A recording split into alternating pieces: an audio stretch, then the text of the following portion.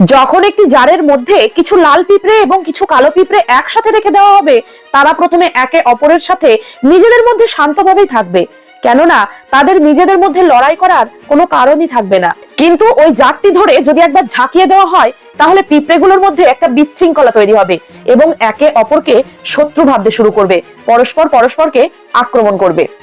কিন্তু এখানে আসল শত্রু কে বলুন তো? হ্যাঁ, ঠিকই ধরেছেন, এখানে আসল শত্রু যে জাতটিকে ঝাঁকিয়েছিল।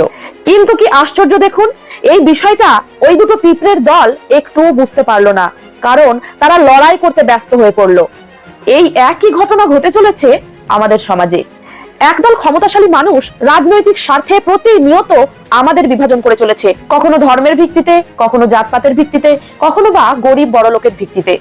আর আমরা এই সাধারণ মানুষরা বোকার মতো একে অপরের সাথে লড়াই করে যাচ্ছি, কখনো মুখোমুখি লাঠিসোঁটা নিয়ে, কখনো বা সেটা সোশ্যাল মিডিয়াতে, কখনো বা হোয়াটসঅ্যাপ গ্রুপে, কখনো চায়ের আড্ডাতে, কখনো আবার রাস্তায়, ট্রেনে বা বাসে।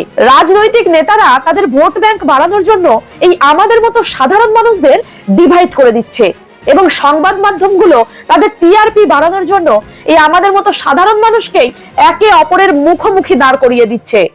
আর তখনই আমরা নিজেদেরকে একে অপরের শত্রু ভাবতে শুরু করছি। কিন্তু আসল মুনাফা তো তারাই লুটছে।